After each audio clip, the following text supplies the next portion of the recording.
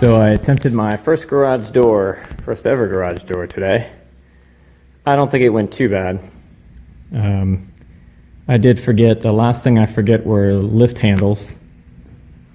Yeah, I believe these, they look slightly different than what's in the picture, but I think these are lift handles. And I did not put those in yet. I also forgot the struts the first time I did it, so I had to go back and put those back in later. Just back the hinges out, put them back in, and then put the hinges back. But overall, I think it went okay.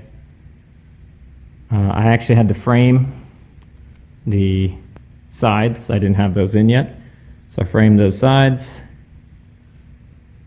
and had to build a top. I built up here, I put in a piece. It's gonna be hard to see it. I'll try to take a picture of the next one that I do. But I put 3 studs across. You can kind of tell where the screws are. There's 3 studs going across right there that I put those, and those are 36 wide.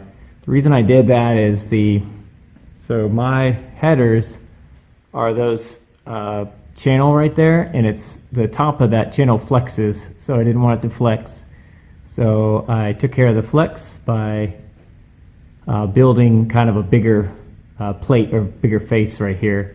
That's where our torsion springs and all that kind of stuff is going to get mounted right up in there. So then I added those things in and put the side rails in. I didn't put the lags in the side rails yet. For right now, they're tacked in with screws and fender washers. This being my first time, I kind of wanted to get all of it together to make sure that I had all the brackets right and they were in the right position and that the door openings were right. So I'll kind of double check and make sure that these are all plumb, but I just sort of tack those for now. So that's the first door done. I've been using these wood screws, these metal screws. Grab a box real quick.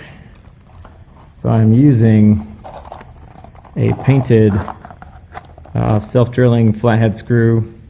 It's a number 14. It's a pretty thick screw.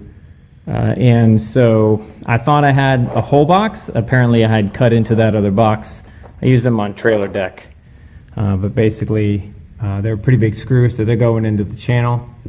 But I'm short on screws, so it'll be another trip to the big box store tomorrow. But I tried to get all of this so I knew if I needed to go get anything else, I could go get it at the same time. There's the outside. Now they get a strip, a rubber strip that goes in there. I actually put a piece of furring in here for now and push the garage door against the furring. And the reason I did that is I actually want to come back and only lightly push when everything looks good, I want to lightly push that gasket in. So I want to be able to set that. So that's kind of temporary for now. But that's the progress so far.